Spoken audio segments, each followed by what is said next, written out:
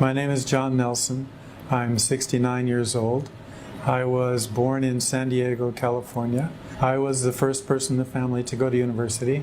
Anyway, when I was a young man, I was raised as a Catholic, and when I finished the 8th grade, I thought that I would become a priest. I became Muslim in December 2010. Two experiences which happened to me were wake-up calls in the middle of the night.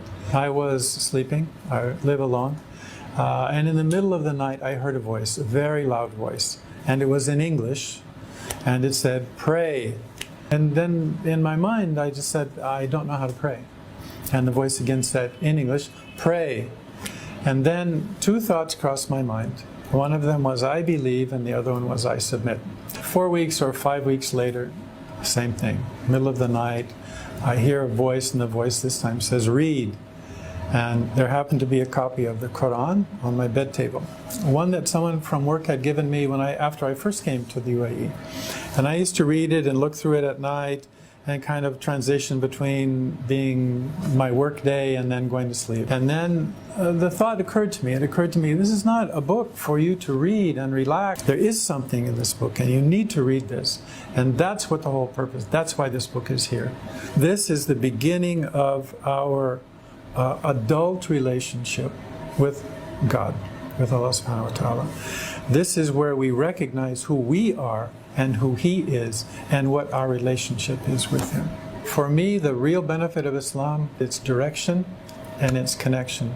Because I know that if I follow the principle and the spirit of this religion, this Islam, this submission, that I'm not going to go wrong. My biggest concern was and is my family. When I went back home and met my wife, I did not discuss this with her. I was going back home in 3 weeks, so I went and I told her that I'd become Muslim. And if you're married, you can imagine what she said. She said, "You didn't talk to me about this? You didn't talk about this?" I said, "It's not something that I can ask your permission for. Just as when your relationship with God, I cannot say don't do that." What Islam has taught me that everything has its time. It's not a time of your choosing, it's not a time of my choosing. The opening is from God.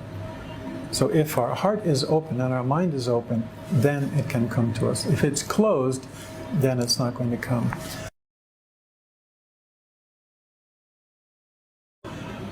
My recommendation, however old you are, is listen to that part of you, listen to that voice, and follow that voice, and trust in that voice. Because the person who's giving that voice the words that calling you is the God that created you.